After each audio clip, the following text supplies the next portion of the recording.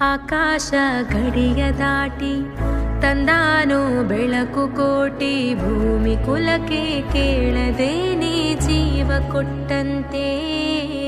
ಕಣ್ಣ ಕಾಯೋ ರೆಪ್ಪೆಗವನೇ